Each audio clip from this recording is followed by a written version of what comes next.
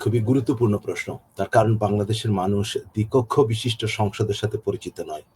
বাংলাদেশ যতদিন পাকিস্তানের অংশ ছিল, তখনও এক কক্ষ বিশিষ্ট সংসদ ছিল। কিন্তু পাকিস্তান ১৯৭৩ সালে যে তাদের ৩য় সংবিধান প্রণয়ন করে, সেখানে তারা দ্বিকক্ষ বিশিষ্ট সংসদের প্রতিষ্ঠা করে।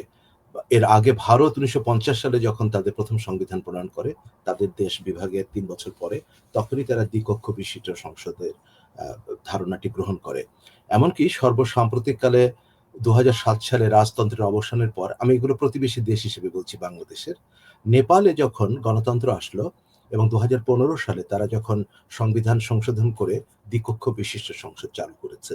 তাতে দেখা যাচ্ছে বাংলাদেশের প্রতিবেশী যে দেশগুলো রয়েছে দক্ষিণ এশিয়াতে এবং যেগুলোতে গণতান্ত্রিক ধারা প্রবহমান প্রায় নিরবিচ্ছিন্নভাবে, প্রায় বলেছি।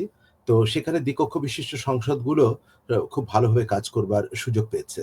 এছাড়া আপনি আগেই উল্লেখ করেছেন যে বিশ্বের বড়, বড় গণতান্ত্রিক দেশ বিশেষ করে আ যুক্তরাষ্ট্র, যুক্তরাজ্য, কানাডা, অস্ট্রেলিয়া এমনকি ভারতেও দ্বিকক্ষ বিশিষ্ট সংসদ রয়েছে। আমি খালি একটা উদাহরণ দেব, যেখানে এক কক্ষ বিশিষ্ট সংসদ থাকা সত্ত্বেও তারা খুব ভালোভাবে গণতান্ত্রিকভাবে কাজ করে যাচ্ছে। সেটি হচ্ছে নিউজিল্যান্ড। ১৮৫১ সালে, আজ থেকে ১৭৪ বছর আগে তারা দ্বিকক্ষ বিশিষ্ট সংসদের যে যাত্রা শুরু করে, তবে তাদের ফরমেশনটা ছিল ভিন্ন।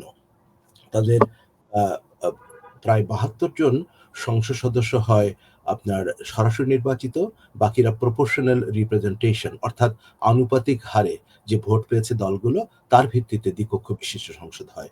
আরো বিস্তারিত বলব। শুধু আপাতত এটুকু বলব যে দ্বিকক্ষ বিশিষ্ট সংসদগুলো একটা ব্যালেন্স বা ভারসাম্য তৈরি করে। Check and balance. অর্থাৎ নিম্ন পরিষদ যখন একটা আইন পাস করে, সেটা আবার উপরের কক্ষে গিয়ে যদি পাস না হয়, তাহলে সেটা আইনে পরিণত হওয়ার সুযোগ পায় না।